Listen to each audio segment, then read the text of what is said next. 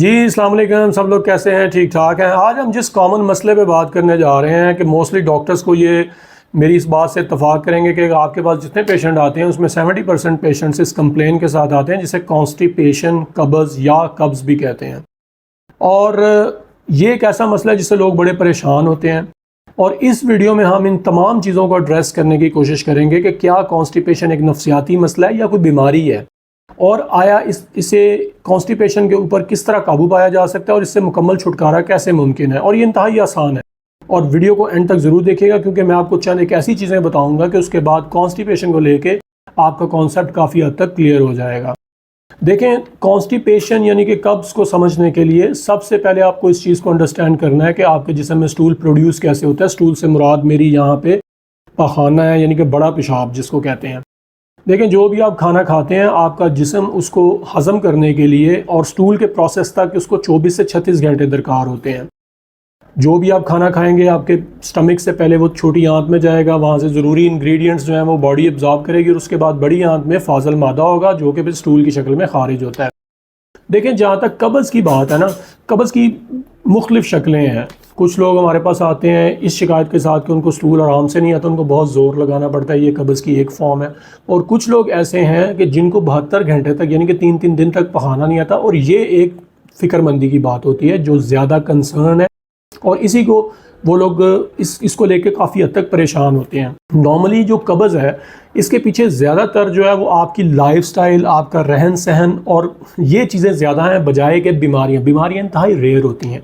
देखें, इसमें loose motions हैं। अगर आपको कभी कोई पेट ख़राब हो जाता है तो ये इसके पीछे कोई ना कोई आपका पेट ख़राब हुआ, कोई आपने ऐसी चीज़ खा ली, कोई फूड पॉइजनिंग हो गई, तो ये एक पैथोलॉजिकल कंडीशन हम इसको कहते हैं क्योंकि ये आम नहीं होती। अब ख़वातीन में कब्ज़ की शिकायत ज़्यादा होती है, ख़ास तौर पे प्रेगनेंसी के दौरान, और ख़ास तौर पे अगर ख़वातीन में थायराइड का इशू है, वेट गेन है, तो उसकी वजह से उनकी बाउल मूवमेंट्स कम हो जाती हैं।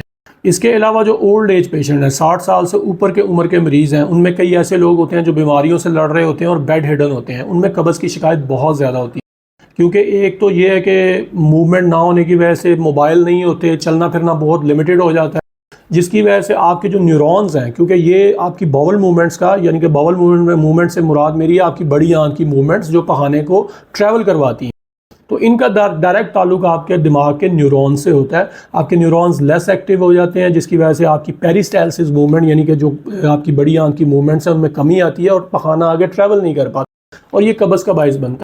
और वैसे भी इसमें एक और चीज़ है कि बड़ी उम्र के जो लोग बीमारियों से फ़ाइट कर रहे होते हैं उनका खाना पीना कम हो जाता है और वो बेड हिडन भी हों तो कब्ज़ की शिकायत बहुत बढ़ जाती है। अब चंद एक ऐसी वजूहात हैं जो हर उम्र में कब्ज़ का बाइस हो सकती हैं।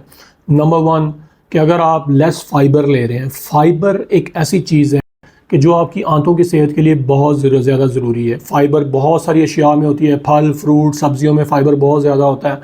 अगर आप ऐसी खुराक ले रहे हैं जिसमें फ़ाइबर की मिकदार कम है, वो कब्ज़ का बाइस बनती है। उसके अलावा आप ट्रैंकुलाइज़र्स अगर बहुत ज़्यादा ले रहे हैं, ट्रैंकुलाइज़र यानी कि नींद की गोलियाँ, कई लोगों को नींद नहीं आती तो वो बहुत ज़्यादा इस्तेमाल करते हैं, उससे कब्ज़ हो सकती है। और लेस वाटर इनटेक, पानी कम पीना, ये भी कब्ज़ का बाइस बनता है।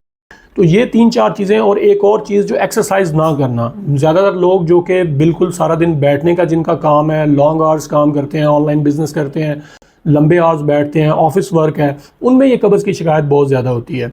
पैथोलॉजिकल रीज़न्स 1-2 ही होती हैं जो कि इंतहाई रेयर होती हैं, मैं बार बार कह रहा हूँ, जिनमें देखें अगर कोई गिल्टी है आपकी बड़ी आंत में, उसने स्टूल का रास्ता रोका है, उसकी ग्रोथ है कोई जिसको रेक्टोसिल बोलते हैं, और एक एनल प्रोलैप्स होता है कि बाज़ लोगों के बहुत ज़्यादा कब्ज़ रहने की वजह से जब वो स्ट्रेन करते हैं, ज़ोर लगाते हैं, तो पखाने वाली जगह जो है वो लूज़ हो जाती है और वो बाहर निकल आती है। ये भी एक कब्ज़ की रीज़न बनती है जो कि पखाने को ट्रैवल करने में मुश्किल होती है।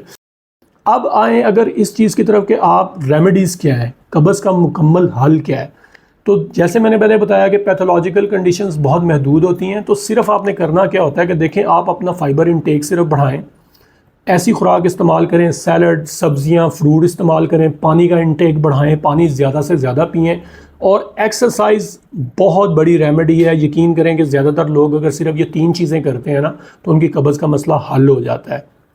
इसके अलावा अगर कुछ लोगों में ये मसला फिर भी रहे तो हम लेक्सेटिव्स इस्तेमाल करवाते हैं, जिनको स्टूल सॉफ्टनर्स बोलते हैं। उसमें एक सीलियम प्रोडक्ट है जो कि मार्केट में अवेलेबल है। इसके अलावा सिरप्स होते हैं लेक्सेटिव्स के नाम से, जो कि आप नॉर्मली इस्तेमाल कर सकते हैं। और एक और चीज़ जो आप डेली रूटीन में अगर इस्तेमाल करें, अगर आपको कब्ज़ का मसला है, कि आप इस बोल का छिलका इस्तेमाल करें रोज़ाना सुबह दही के साथ, तो ये बहुत ज़्यादा हेल्पफुल होता है। और एक लास्ट जो चीज़ यहाँ पे मैं मेंशन करूँगा, जो बहुत ओल्ड एज पेशेंट होते हैं, बेड हिडन होते हैं, बीमारियों से फाइट कर रहे होते हैं, उनमें 3-3 दिन जब पहाना नहीं आता तो फीकल इम्पैक्शन हो जाती है। फीकल इम्पैक्शन क्या है कि पहाना जो है वो हार्ड होने की वजह से फंस जाता है आपके जो पहाने वाली जगह है। तो ऐसे में इवन के हम डॉक्टर्स बिल्कुल भी इस चीज़ के ऊपर शर्म महसूस नहीं करते, और घर वाले जो कि टेक केयर कर रहे होते हैं ऐसे मरीज़ों को, उनको भी शर्म महसूस नहीं करनी चाहिए। आप इवन फिंगर पेनिट्रेशन से उस टूल को ब्रेक करें ताकि उसका पैसेज बने, ना कि आप वेट करें वो ज़्यादा से ज़्यादा मसाइल क्रिएट कर मरीज़ के लिए कर सकता है। तो ये चंद एक जो मैंने आपको रेमेडीज़ बताई हैं, ये इस कॉमन मसले को एड्रेस करते हैं। और कब्ज़ से बिल्कुल परेशान ना हो, क्योंकि ज़्यादातर ये बीमारी नहीं होती। चंद एक आपने अपनी ज़िंदगी में बुनियादी तब्दीलियाँ करनी होती हैं और आप इस पर आसानी से काबू पा सकते हैं। शुक्रिया।